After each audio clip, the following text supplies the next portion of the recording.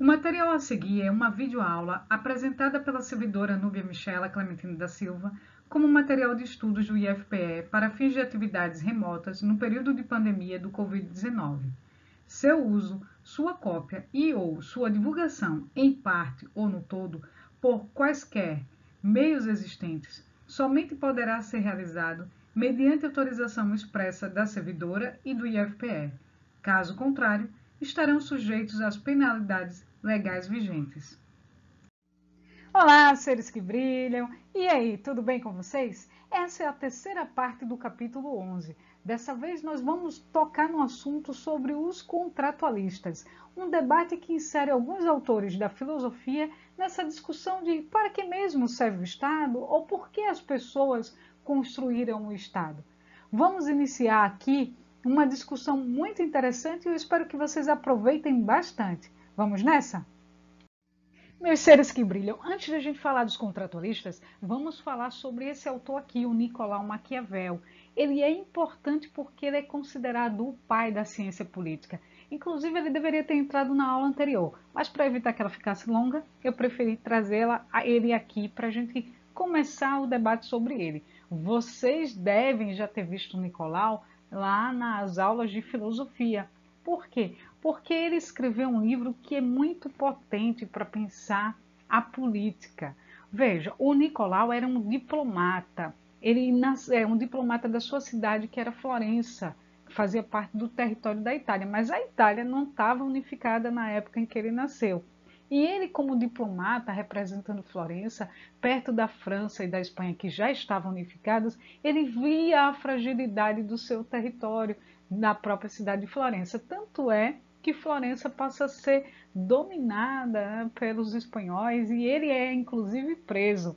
É dentro da prisão que ele vai escrever esse livro aqui, O Príncipe, considerado a obra principal dele.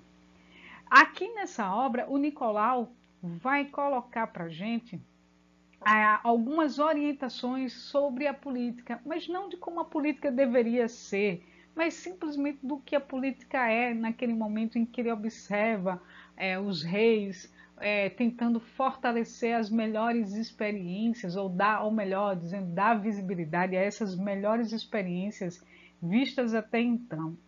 Aqui, nesta obra, ele coloca, por exemplo, que o príncipe ele deveria ter o seu próprio exército, já que naquela época os estados que eram formados por uns mercenários. Então, esse poder de violência legitimada que a gente vem tratando, o Nicolau ressalta que é preciso que o príncipe mantenha um exército para que ele seja fiel a ele.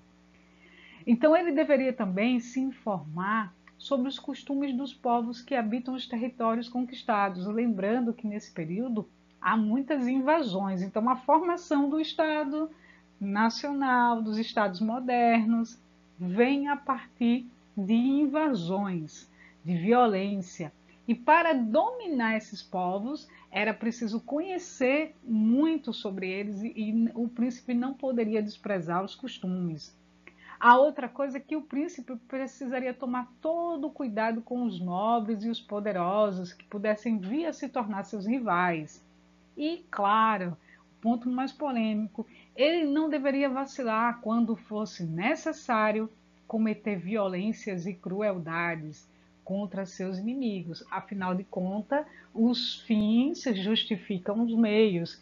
E o Nicolau Maquiavel ele potencializa essa ideia de que o príncipe, ao invés de ser amado, adorado, ele deve ser temido. Então, nós, atualmente, né, até os cientistas políticos como um todo, desprezam algumas dessas ideias colocadas lá no príncipe.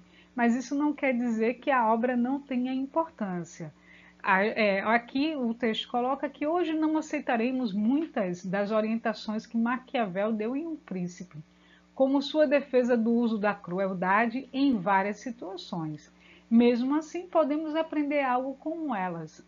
A gente vai perceber, então, que a sua obra deixa bem claro o caráter violento da formação dos Estados nacionais modernos. Tal como o Weber colocou, Para se manter o poder é preciso ter a dominação, a legitimidade e a violência é parte dessa força utilizada pelo Estado. Reforçando mais uma vez o seu interesse pelo livro, eu trago um checklist, vamos acompanhar aqui do que já vimos até o momento. Vimos já política e poder, já vimos o Estado e agora estamos no tópico 3, que aborda os contratualistas, o que o Estado pode fazer. Olha que pergunta curiosa, não sabe responder? Calma, vamos pegar apoio com os contratualistas. Sei que você ainda não sabe do que se trata, mas já já a gente vai ficar sabendo quem é que são os nossos filósofos que vão nos ajudar a pensar o Estado.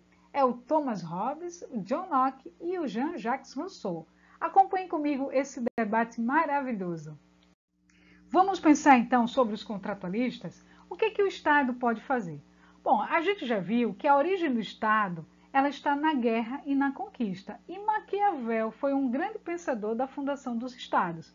Mas o Estado é uma forma de dominação. E como vimos lá em Weber, essa dominação ela precisa ser legítima. As pessoas precisam ser convencidas de que devem seguir o Estado, não é? Então, quando o Estado moderno ele foi formado, vários pensadores tentaram resolver o seguinte problema: quando o Estado é legítimo? Porque a pergunta é, será que a gente realmente precisa de Estado? O Estado que está aí é algo legítimo? Olha que pergunta curiosa, provocativa e que vamos tentar responder a partir dos contratualistas. Vejamos. Para responder essa pergunta, vamos mergulhar nas páginas do livro, a 257, a 258 e lá no quadro sinótico, quer dizer, um quadro que faz um resumo lá na página 259. Aqui, mais uma vez, eu estou fazendo um convite para que vocês abram o livro e leiam. O debate sobre a formação dos Estados modernos também resultou entre uma discussão sobre liberdade, igualdade e democracia. Vamos explorar agora 3 autores que fundamentaram a existência e as atribuições do Estado, além de embasarem boa parte das ideias políticas que vigoram até atualmente. São eles os Thomas Hobbes, o John Locke e o Jean-Jacques Rousseau. Eles são considerados os contratualistas. Contratualistas, o que é isso, professora? Tem a ver com o contrato, não é? Então vamos entender aqui. Os contratualistas significam que para esses autores o Estado, a construção do Estado é resultado de um contrato entre cidadãos que concordavam em obedecer a uma estrutura de poder com regras próprias. Veja que em algum momento esses autores acreditam que essas pessoas, os cidadãos, estabeleceram esse contrato e cada um vai defender uma ideia de que um pouco essa coletividade vai ceder algo em troca dessa estrutura de poder e dessas regras para manter seja a propriedade privada, seja a segurança, ou seja a sua própria liberdade. Vamos aprofundar um pouquinho mais sobre cada um. A gente já viu que o Estado ele se formou por meio da conquista e da guerra, não é mesmo? Um ponto de partida para os 3 contratualistas é o seguinte: eles se perguntavam como é que era a vida sem o Estado. Essa vida sem o Estado foi chamada por eles de estado de natureza. Então, a questão é por que as pessoas que viviam no estado de natureza decidiram criar o Estado? Uma pergunta que os 3 autores responderão de maneira diferente. Vamos conhecer as respostas. O primeiro contratualista para responder essa pergunta é o Thomas Hobbes. Lembrando que ele nasceu em 1588 e morre em 1679. Para Hobbes, a vida no estado de natureza seria violenta, pobre e curta, ou seja, uma vida sem Estado seria violenta, pobre e curta. Vamos entender. Se você vivesse no estado de natureza, teria medo de ser atacado pelas outras pessoas. Afinal, se 2 delas se juntassem para matá-lo e roubar tudo o que você possuía, o que poderia ser feito?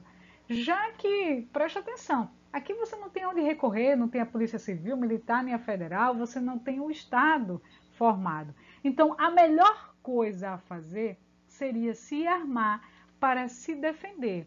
Assim, haveria uma guerra de todos contra todos. Veja que o Hobbes tem uma visão pessimista.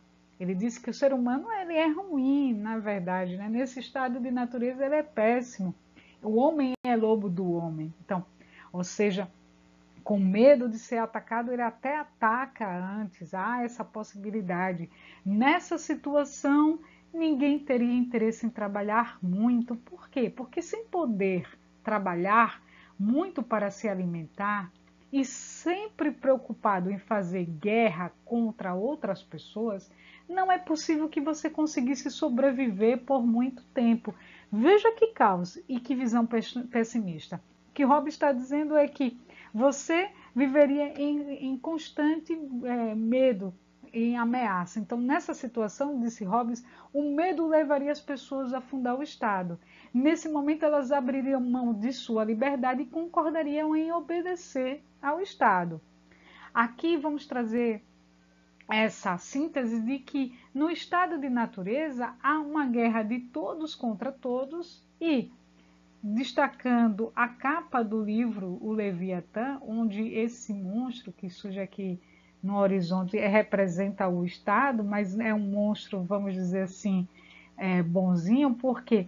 Porque ele representa a sua segurança, representa aqui embaixo, você tem as pessoas aqui configuradas nessa imagem, e que as pessoas, por medo, fundariam o Estado. Então, para sair dessa situação de caos, de agonia, seria importante fazer esse contrato para garantir a paz e a lei, para que assim as pessoas, sem medo de ser atacadas a qualquer momento, pudessem trabalhar e prosperar. O Hobbes ele viveu durante uma sangrenta guerra civil na Inglaterra e, por esse motivo, sua maior preocupação com relação ao Estado era de que esse Estado garantisse a paz. Um outro contratualista é o John Locke.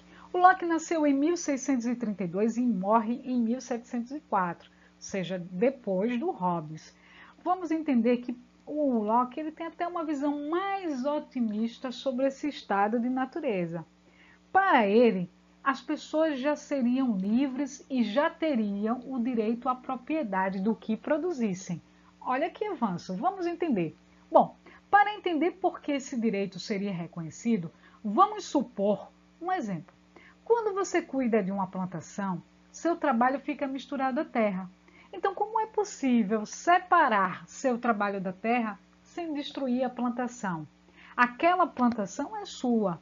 Isso, num contexto do estado de natureza para o Locke, ele está dizendo que as pessoas são livres e, como não tem condições de separar o trabalho realizado na terra com a plantação, elas também têm direito àquilo que elas produzem. Então, a pergunta que fica é, se esse estado de natureza não é tão ruim ou tão abominável como Hobbes imaginava, por que as pessoas fundariam um Estado? Por que eu vou fundar um Estado se eu já sou livre e tenho direito ao que eu produzo? O Hobbes, o Locke vai dizer, deixa eu só apagar aqui, peraí. O Locke vai dizer que, infelizmente, muitas vezes vão surgir conflitos, né, sobre quem teria o direito a quê. E ninguém é bom juiz de si mesmo. O que isso significa? Que muitas vezes você vai defender assim, né? Você quer que os seus direitos ou as suas coisas prevaleçam. E dos outros você acaba falhando um pouco nesse princípio. Então, dessa forma, seria preciso fundar o Estado para que ele fosse o juiz nesses casos.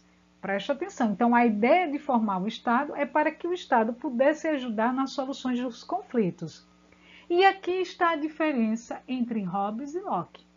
O Estado, para Locke, não poderia julgar do jeito que quisesse. Olha aí. Quando as pessoas fundaram o Estado, elas já tinham direito à liberdade e à propriedade. Por isso, só seriam obrigadas a obedecer ao Estado se ele protegesse os direitos à liberdade e à propriedade que elas já possuíam no estado de natureza. Assim, se o Estado ameaçasse sua liberdade ou sua propriedade, qualquer um teria o direito de se rebelar contra ele. Percebam que o Locke ele potencializa esses dois direitos, que é o direito à liberdade e à propriedade. Então, a ideia de fundar um Estado é para garantir que esses dois direitos não sejam suprimidos. Tá certo? Vamos avançar.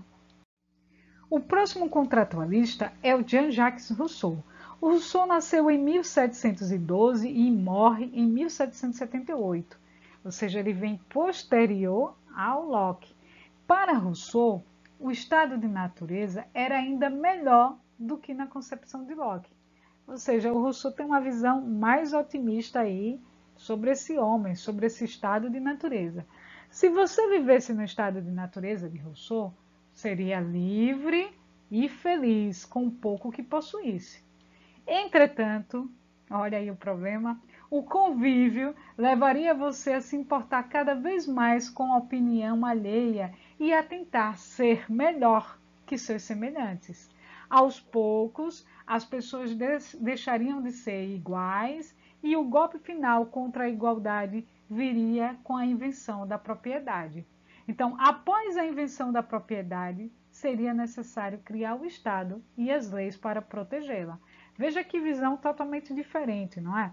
Você tem um estado de natureza onde as pessoas são felizes e boas, mas à medida em que a convivência vai aumentando com outras pessoas, você vai piorando. Então, você é bom por natureza, mas você vai se tornando uma pessoa ruim com essa convivência, porque você vai se importar com a opinião alheia e você, quando surge a ideia da propriedade, é preciso defender, porque você pode ter, sofrer também um medo de perder essa propriedade. Aí surge a ideia de Rousseau de que o Estado serviria para proteger o direito à propriedade.